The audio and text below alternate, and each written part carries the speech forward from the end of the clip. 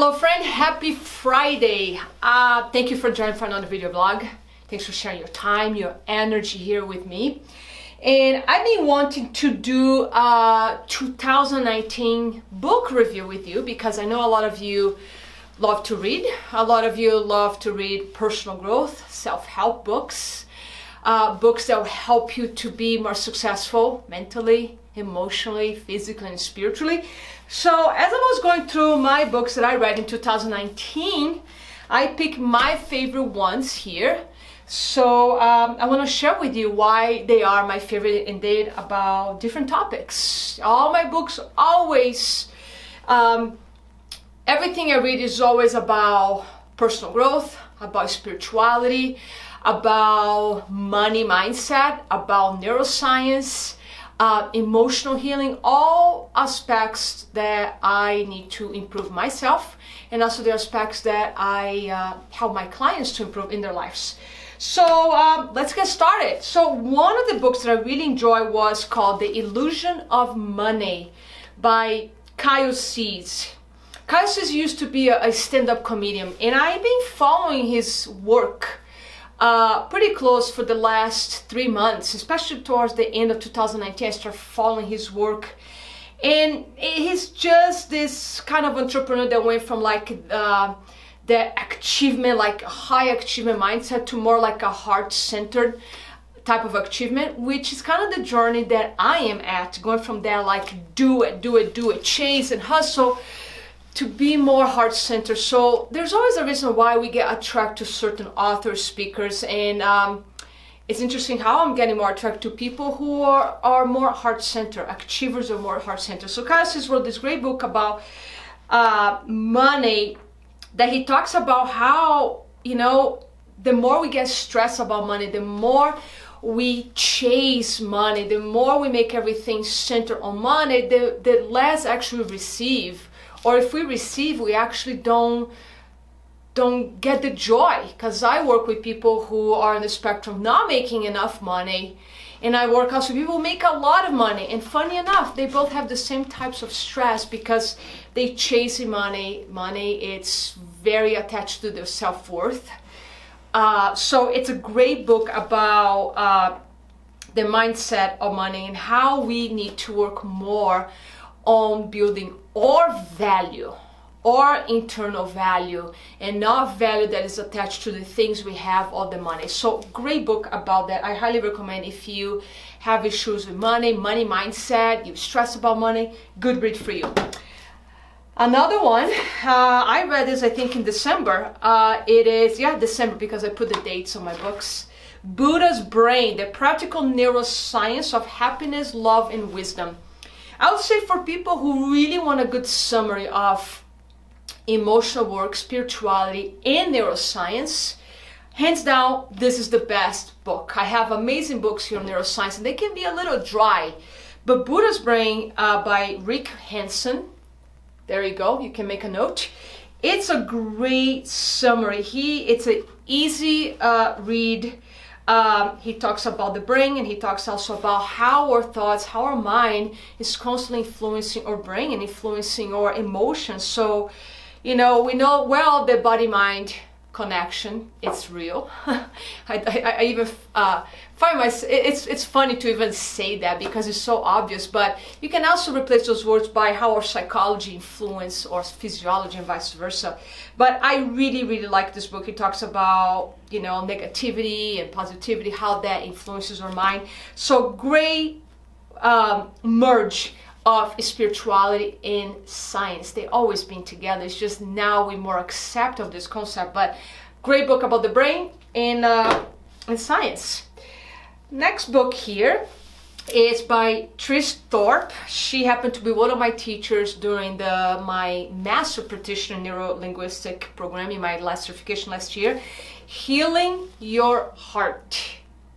She wrote an amazing book about how important is to invest our time and energy healing our heart, healing all the wounds that all of us suffer on our childhood or through our teenager years, every time we had a broken heart, every time we went through some kind of loss, some kind of trauma of any dimension, how those wounds can really imprint us, imprint our body, our DNA, our heart, and then affects all our choices and behaviors on our current life.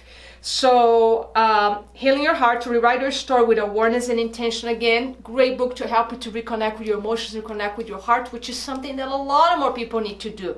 So she used to work for the Deepak Chopra Institute, and I had an opportunity to study with her last year, and I really loved her authenticity, her work, and it's a really good book about helping you to start letting go emotional baggage. Something I have my clients do with the mental emotion release. So Healing Your Heart by Trish Thorpe, great read, one of my favorites.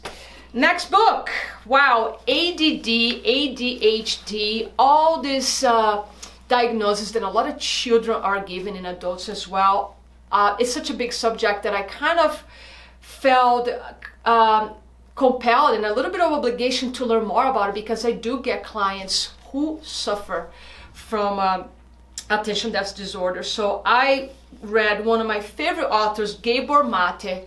He wrote several books about healing, and this one in particular, he writes about his own struggle with ADD and the ADHD, and it's called Scattered Minds. So if you suffer, if you have a child who suffers because of attention deficit disorder, this is a good read. And I'm gonna be honest, it can be a little hard read for parents, because it talks here how in the very early stages, when a baby is born, how the brain is so sensitive, it's being molded, and all the external stress that maybe the parents go through, that is not even direct, even just the emotional stress, the quiet stress that the parents might be going through, may affect the child, like the energy, that you pass to the child. So it can be a little difficult reading, but hear me out, parents. Also, it's a great opportunity to learn and to grow, because I know we all doing the best we can. You're doing the best that you can with the resources you have.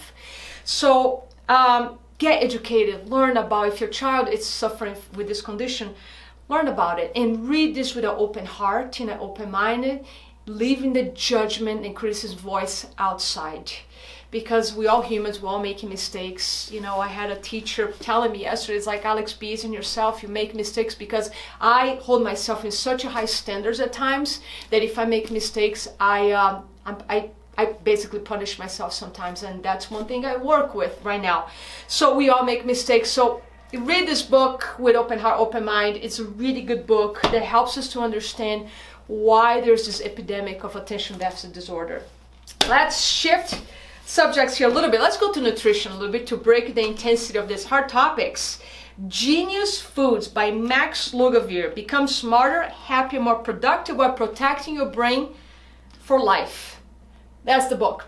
So eating for brain health these days is, I think, it's one of the biggest topics in nutrition, because we are finding how conditions like Alzheimer's, dementia, it's an inflammation in the brain. It's a systemic inflammation in the body, and when you have systemic inflammation, the brain is also inflamed, and that makes us prone to cell death in the brain, and we cannot make enough new cells, and the brain starts basically to atrophy, just like a muscle. If you don't feed your muscles with good proteins, good amino acids, good nutrition, and use your muscles atrophy, and the brain does the same.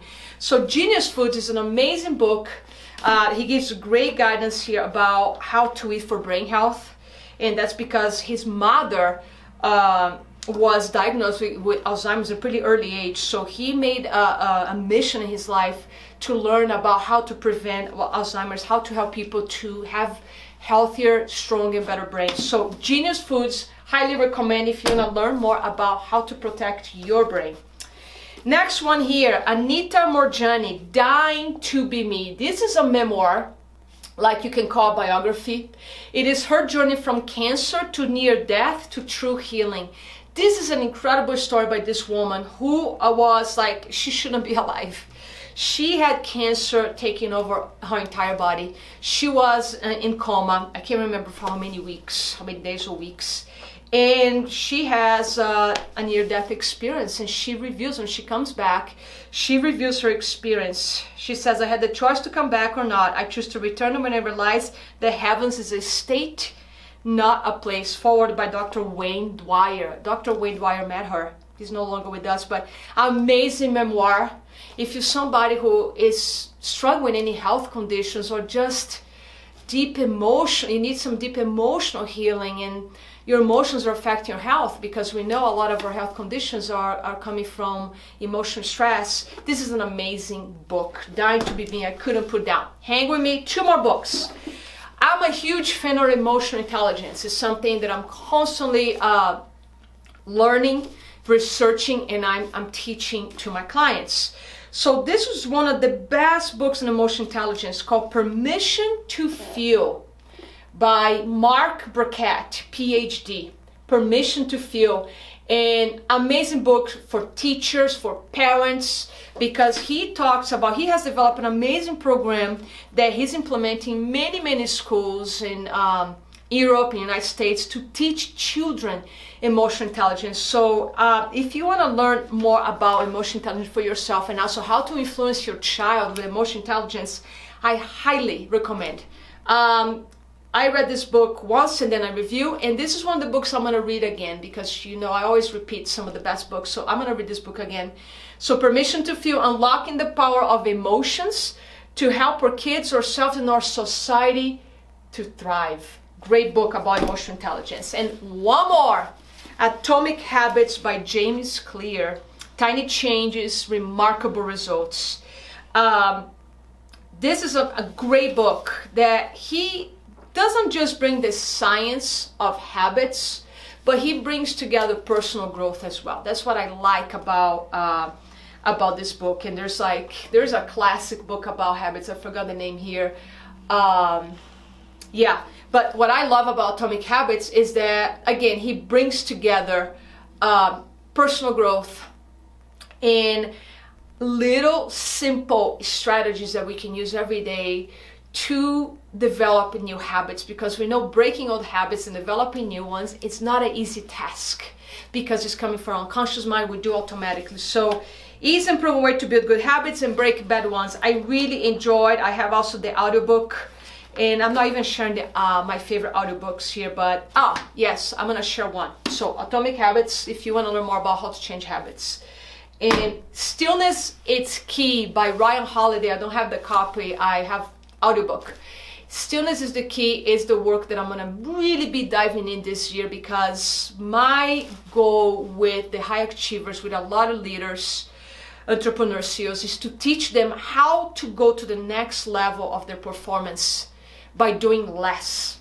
So Stillness is Key. Ryan Holiday really talks about, because he's so good researching history, he brings great examples from history about how amazing people did incredible things because they spent time meditating, time in stillness, time journaling, time being quiet. And that's more and more important these days with all this distraction we have. So Stillness is Key by Ryan Holiday is one of the favorite books I listened to, an audiobook that I listened to in 2019.